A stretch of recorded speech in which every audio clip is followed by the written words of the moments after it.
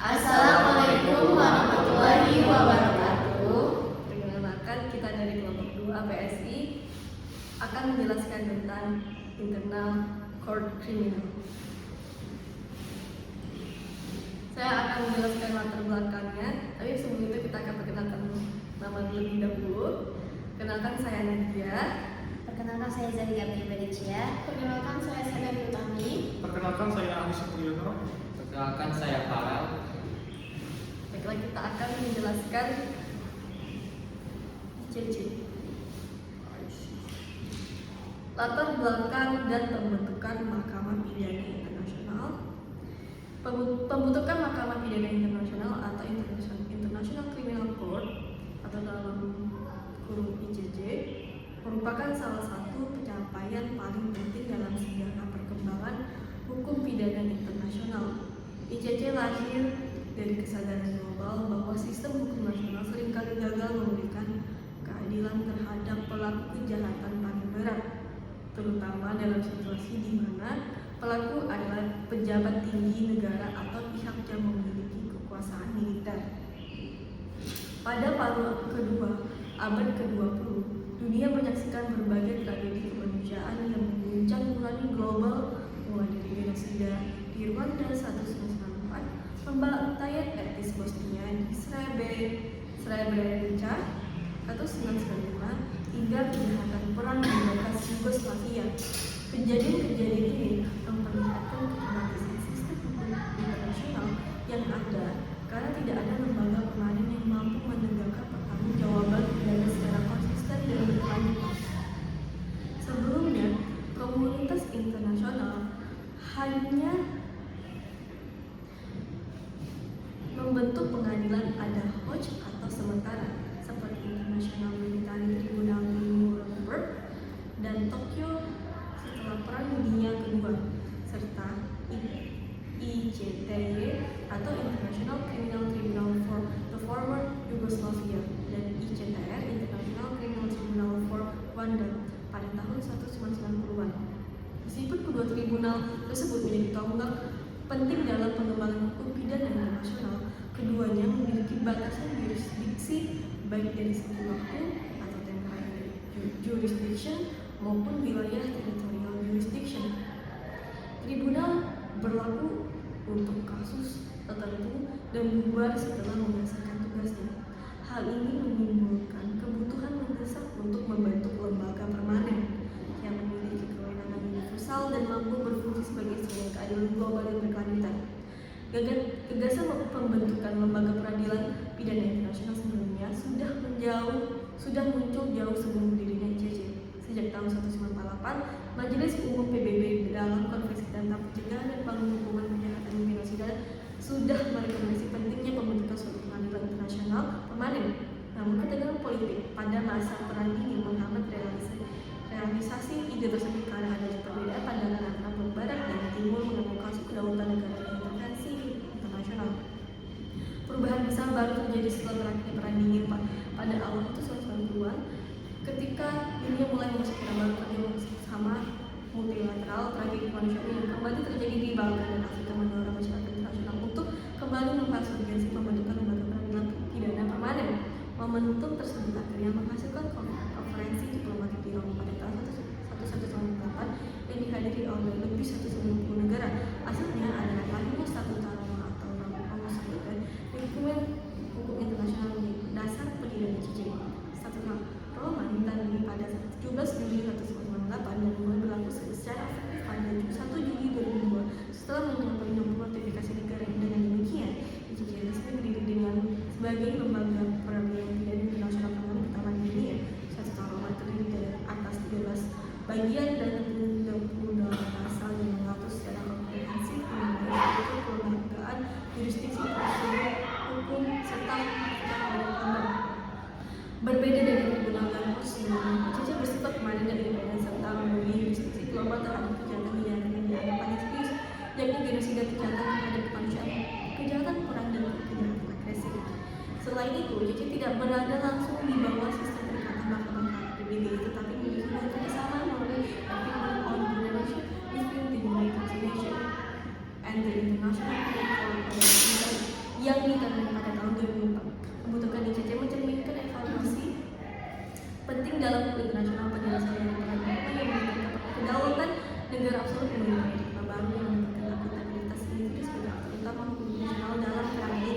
ICC menegaskan bahwa kejahatan luar biasa atau extraordinary crimes tidak dapat ditoleransi atas dasar perintah kuasa negara. Dengan demikian, akhirnya ICC menandai era baru dalam sejarah hukum internasional, era di mana keadilan tidak lagi terbatas oleh batas teritorial atau kekuasaan politik. ICC menjadi simbol komitmen dunia terhadap nilai-nilai kemanusiaan universal, bahwa tidak ada jarak seorang pun seberapa tinggi jabatannya yang berada di atas atau no one is above the law. Baiklah, saya akan menjelaskan tentang tujuan dan fungsi Mahkamah Pidana Internasional atau ICC.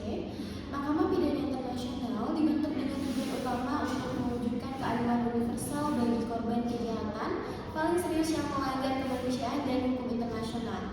Berbeda dari pengadilan nasional yang beroperasi di bawah jurisdiksi suatu negara, ICC lahir dari kebutuhan global akan lembaga peradilan yang independen, permanen, dan bersifat lintas batas negara. Guna menuntut pertanggungjawaban individu yang melakukan kejahatan berat seperti genosida, kejahatan terhadap kemanusiaan, kejahatan perang, dan kejahatan agresi.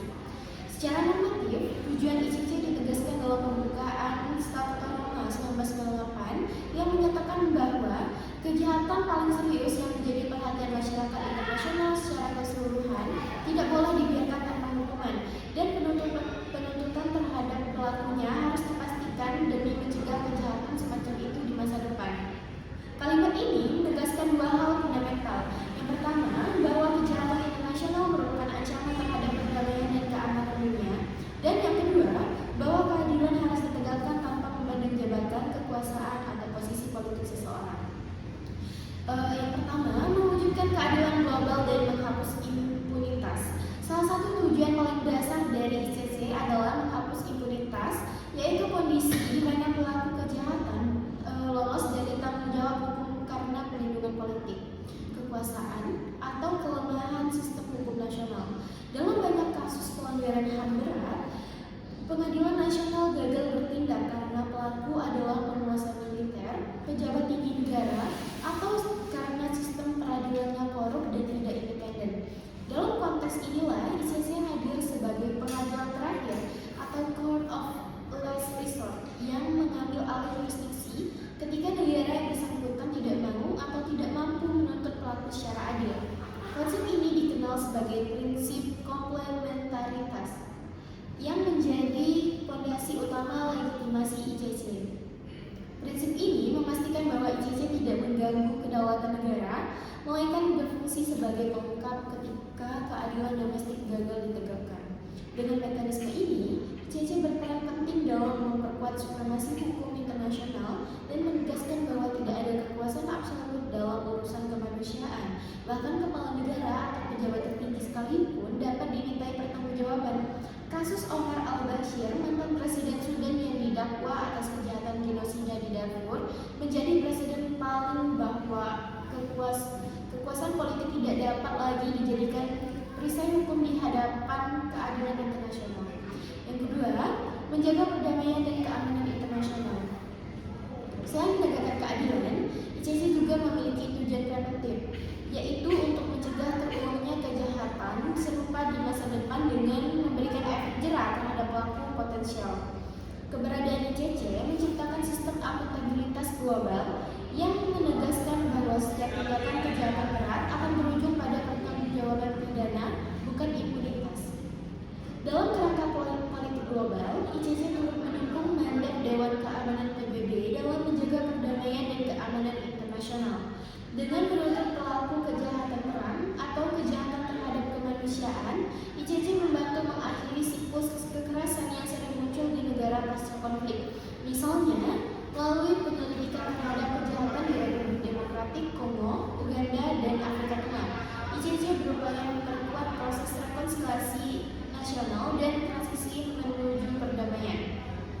Namun, di sisi lain, efektivitas ICC dalam menjaga perdamaian masih menuai perdebatan. Sebagian ahli berpendapat bahwa proses hukum internasional justru bisa memperumit negosiasi politik di wilayah konflik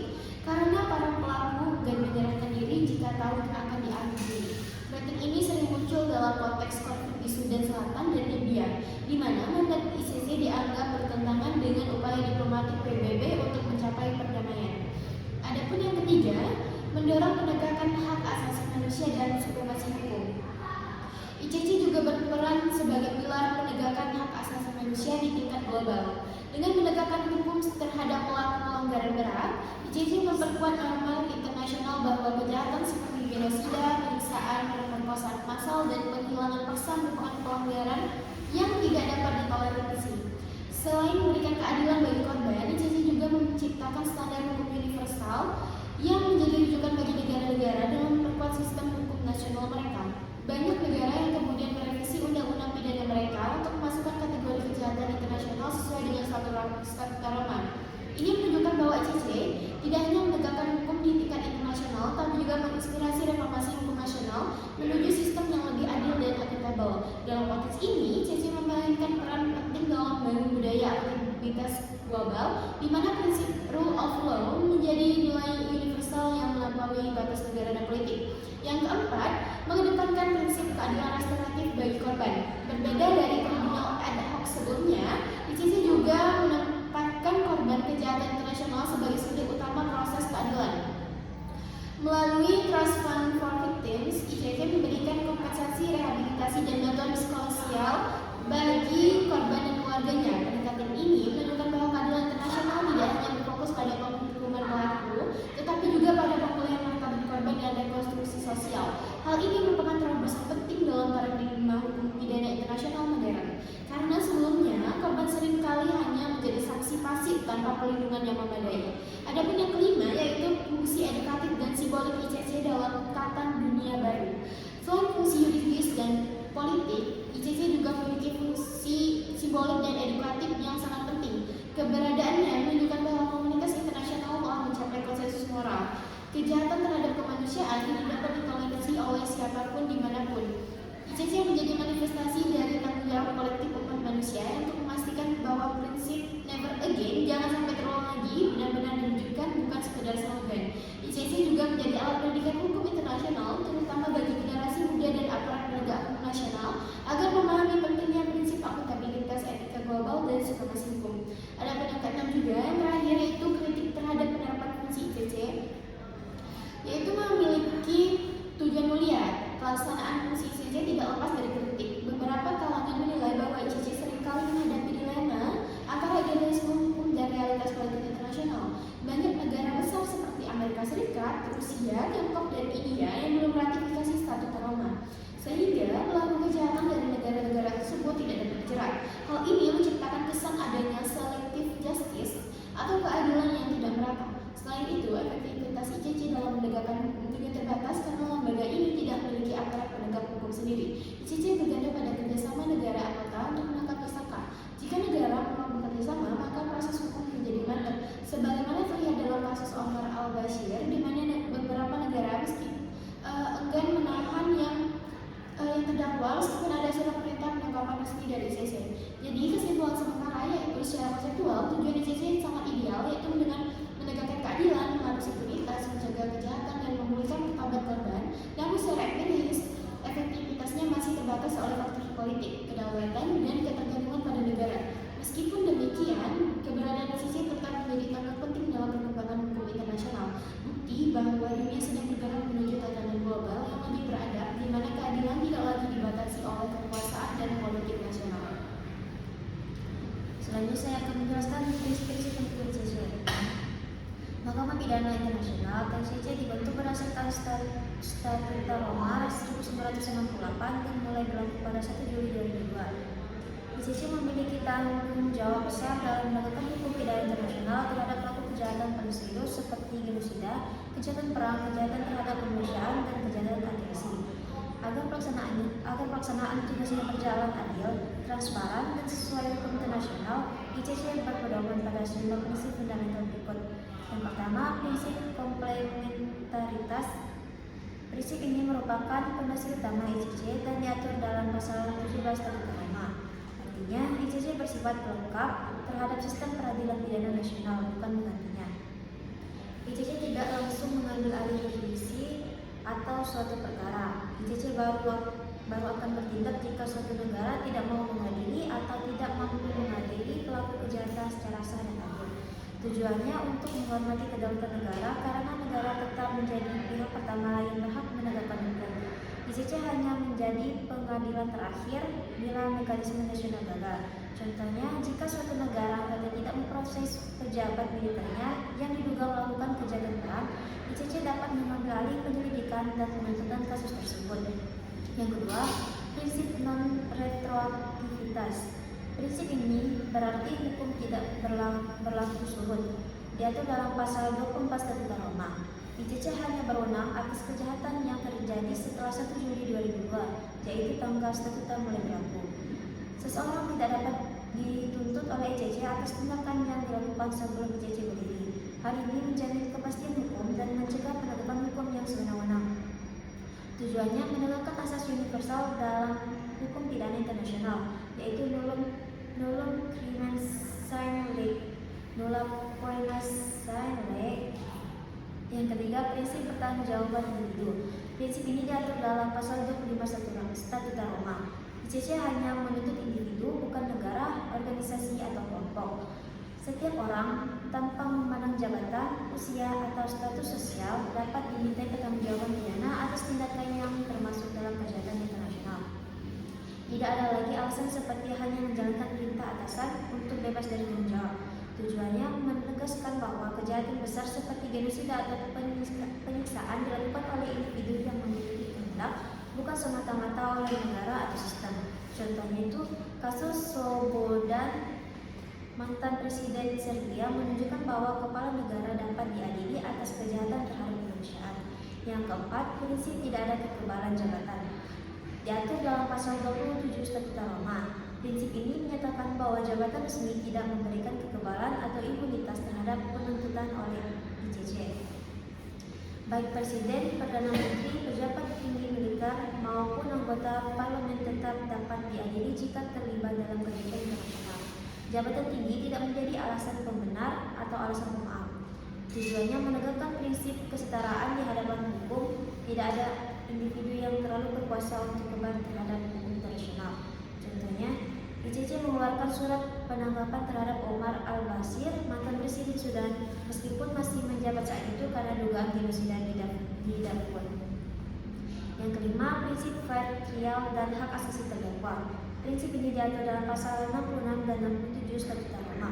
Setiap individu yang diadili di ICC berhak atas pengadilan yang adil, terbuka, dan independen. Hak-hak terdakwa mencakup dianggap tidak bersalah sebelum terbukti, mendapat pengacara dan penerjemah, diperiksa dalam pengadilan publik dan independen, tidak dipaksa untuk mengaku, memiliki hak untuk mengajukan banding. Tujuannya menjamin bahwa ICC tidak hanya menghukum pelaku kejahatan, tetapi juga menegakkan prinsip keadilan universal dan perlindungan HAM. Yang keenam, prinsip non bis in idem, tidak dapat dihukum dua kali untuk kejahatan yang sama. Diatur dalam pasal 20 Statuta Roma. Prinsip ini melarang seseorang diadili dua kali atas kejahatan yang sama oleh ICC. Jika seseorang telah diadili secara sah oleh Pengadilan Nasional atau ICC, maka ia tidak boleh diadili lagi untuk perbuatan yang sama. Namun, jika Pengadilan Nasional tidak benar-benar bertindak secara adil atau independen, ICC dapat mengambil alih kasusnya. Tujuan itu untuk melindungi hak terdakwa dan mencegah penyalahgunaan proses hukum. Yang ketujuh, prinsip yurisdiksi terbatas. ICC memiliki yurisdiksi yang terbatas hanya pada 4 jenis kejahatan yang serius: genosida, kejahatan terhadap kemanusiaan, kejahatan perang, kejahatan agresi. Selain itu, ICC hanya dapat memproses kasus jika kejahatan dilakukan di wilayah negara anggota, pelaku adalah warga negara anggota, atau Dewan Keamanan PBB merujuk kasus tersebut ke ICC. Tujuan untuk menjaga fokus ICC hanya pada pelanggaran yang benar-benar serius dan mengancam perdamaian dunia. Yang kedelapan, prinsip independensi dan imparsialitas. Prinsip ini menegaskan bahwa ICC bersifat independen dari organisasi atau negara manapun, termasuk PBB. Hakim dan jaksa ICC bekerja secara netral dan tidak boleh dipengaruhi oleh kepentingan politik negara. ICC memiliki struktur dan wewenang sendiri, namun tetap bisa berkoordinasi dengan PBB. Tujuannya menjamin bahwa keputusan pusat ICC berdasarkan pada hukum dan fakta, bukan tekanan politik atau ekonomi. Yang kesembilan, prinsip perlindungan korban dan saksi. Prinsip ini diatur dalam pasal 68 Statut Roma. ICC memberikan perlindungan khusus terhadap korban dan saksi dari ancaman, kekerasan, atau intimidasi. Korban dapat berpartisipasi dalam proses pengadilan. ICC memiliki unit perlindungan korban dan saksi. Dapat memberikan ganti rugi kepada korban. Tujuannya untuk menjamin bahwa proses peradilan berjalan manusiawi dan berorientasi pada keadilan korban. Selanjutnya saya akan menjelaskan tentang yurisdiksi Mahkamah Pidana Internasional. Yang pertama ada yurisdiksi materi. ICC itu memiliki yurisdiksi atas kejahatan yang dikenal sebagai kejahatan inti atau court crimes. Penjabaran kejahatan ini sangat rinci dalam Statut Roma, yaitu dalam pasal 6 yang mengatur tentang genosida. Tidak hanya pembunuhan, tetapi juga menyebabkan luka fisik atau mental yang serius, menciptakan kondisi kehidupan yang dirancang untuk menghancurkan kelompok secara fisik, pemaksaan tindakan yang mencegah kelahiran, dan pemindahan paksa anak-anak dari satu kelompok ke kelompok lain. Semuanya dilakukan dengan maksud khusus atau special intent untuk menghancurkan kelompok nasional, etnis, ras, atau agama tertentu.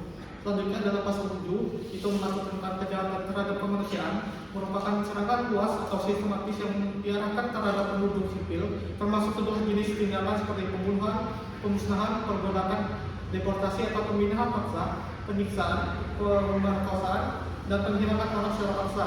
Kunci utamanya adalah sifat luas atau sistematis dari serangan tersebut.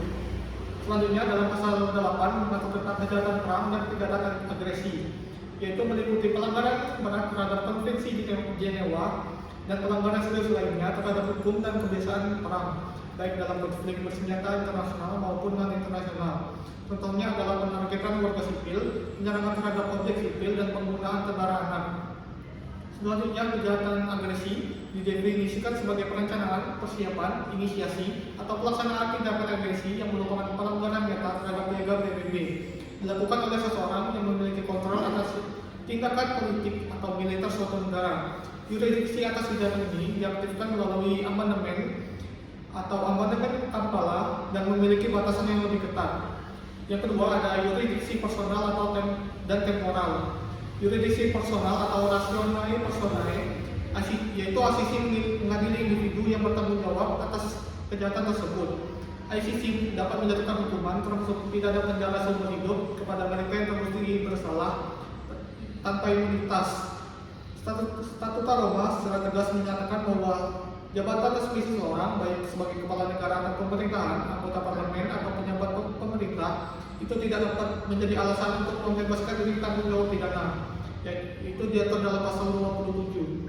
Selanjutnya ada yurisdiksi waktu atau ratione temporis, yaitu ICC hanya memiliki yurisdiksi atas kejahatan yang dilakukan setelah 1 Juli 2002. Prinsip ini menjaga asas legalitas, di mana seseorang hanya dapat dihukum atas perbuatan yang sudah dilarang oleh hukum yang berlaku saat perbuatan itu dilakukan. Selanjutnya saya akan menjelaskan tentang mekanisme pengaktifan yurisdiksi. Itu diatur dalam pasal 13 Statut Roma. Yurisdiksi ICC dapat diaktifkan dalam suatu situasi melalui 3 jalur utama yang menentukan bagaimana ICC dapat menjangkau negara yang terlibat. Yang pertama yaitu rujukan negara pihak atau state party referral.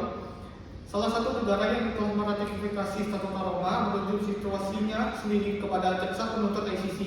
Contohnya adalah kasus di Republik Demokratik Kongo atau Uganda. Yang kedua ada inisiatif jaksa penuntut atau Rio Motu.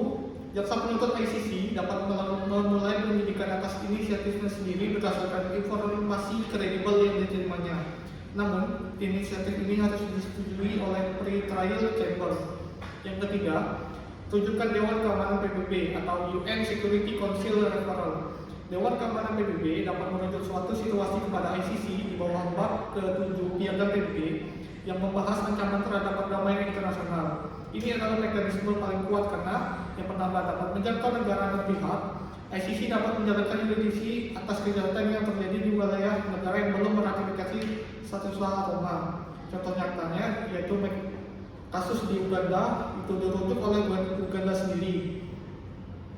Selanjutnya untuk contoh nyata dalam DKPBB kasus Darfur Sudan itu dirujuk oleh PBB, padahal Sudan bukan negara pihak. Rujukan ini memungkinkan ICC mengeluarkan surat perintah penangkapan untuk mantan Presiden Sudan Omar al-Bashir atas tuduhan genosida, kejahatan perang, dan kejahatan terhadap kemanusiaan. Contoh negara non-pihak yang menerima yurisdiksi atau ad hoc acceptance yaitu Ukraina yang bukan merupakan negara pihak telah mengajukan 2 deklarasi yang menerima yurisdiksi ICC atas kejahatan yang terjadi di wilayahnya, yang kemudian memungkinkan ICC mengeluarkan surat perintah penangkapan untuk Presiden Rusia Vladimir Putin atas dugaan kejahatan perang yaitu deportasi anak. Selanjutnya saya akan menjelaskan tentang struktur ICC. ICC memiliki 4 organ utama. Yang pertama, the Presidency. Yang kedua, the Judicial Division. Yang ketiga, the Office of the Prosecutor. Yang keempat, the Registry. The Presiden terdiri dari Presiden dan Wakil Presiden pertama dan kedua. 3 hakim mahkamah yang dipilih oleh rekan-rekan hakimnya untuk masa jabatan maksimal 2 periode 3 tahun.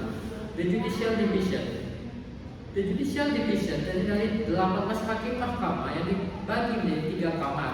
Pertama, kamar prasidang, kamar sidang, dan kamar banding yang melaksanakan fungsi yudisial mahkamah.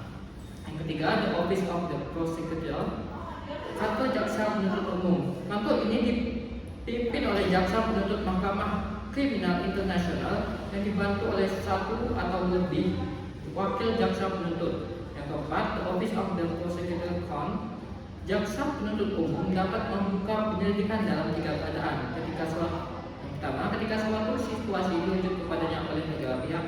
Yang kedua, ketika suatu situasi dirujuk kepadanya oleh Dewan Keamanan PBB. Ketiga, ketika kamar persidang mengizinkannya untuk membuka penyelidikan berdasarkan informasi dari sumber lain seperti individu atau organisasi non pemerintah. Yang kelima, the Registry dipimpin oleh registrar yang dipilih oleh para hakim untuk masa jabatan 5 tahun. Hal ini meliputi antara lain administrasi, bantuan hukum, manajemen pengadilan, urusan korban dan saksi, nasihat hukum, unit penahanan, serta layanan tradisional yang disediakan oleh administrasi dalam organisasi internasional seperti keuangan, terjemahan, pengelolaan gedung, pengadaan, dan personel. Baik, selanjutnya saya akan menjelaskan tentang tantangan dan kritik terhadap ICC. Yang pertama, isu selektivitas dan tuduhan bias politik. ICC sering dikritik karena dianggap hanya menargetkan individu dari negara-negara berkembang, khususnya di Afrika. Banyak pihak menilai bahwa penegakan hukum ICC tidak seimbang dan cenderung mengikuti kepentingan politik negara-negara barat. Yang kedua, kurangnya dukungan dari negara besar. Beberapa negara besar yang memiliki pengaruh global seperti Amerika Serikat, Rusia, dan Tiongkok tidak meratifikasi Serta Roma meskipun ikut dalam pembentukannya. Yang ketiga, ketergantungan pada kerjasama negara. ICC tidak memiliki pasukan atau mekanisme sendiri untuk menangkap tersangka atau memaksa negara bekerja sama. Semua tindakan bergantung pada komitmen dan kerjasama negara pihak. Yang keempat, masalah efektivitas dan proses yang lambat. Proses penyelidikan dan peradilan di ICC terkenal sangat lama dan kompleks, memakan waktu bertahun-tahun. Hal ini menyebabkan keadilan menjadi lambat. Justice delay is justice denied. Terus yang kelima, masalah jurisdiksi dan intervensi politik. Ada perdebatan tentang sejauh mana ICC berwenang memiliki kejahatan di mana yang bukan pihak Serta Roma, terutama bila Dewan Keamanan PBB ikut campur. Yang keenam, isu independensi jaksa dan Dewan Negara Pihak. Jaksa penuntut umum ICC memiliki wewenang besar untuk memulai penyelidikan, namun keputusannya sering dianggap dipengaruhi tekanan politik atau diplomatik. Selain itu, Assembly of States Parties atau ASP memiliki kendali administratif yang bisa memengaruhi kebijakan ICC. Yang ketujuh, tantangan legitimasi dan persepsi publik. Banyak yang memandang ICC sebagai lembaga hukum atau elit internasional yang jauh dan dari kebutuhan keadilan korban di lapangan.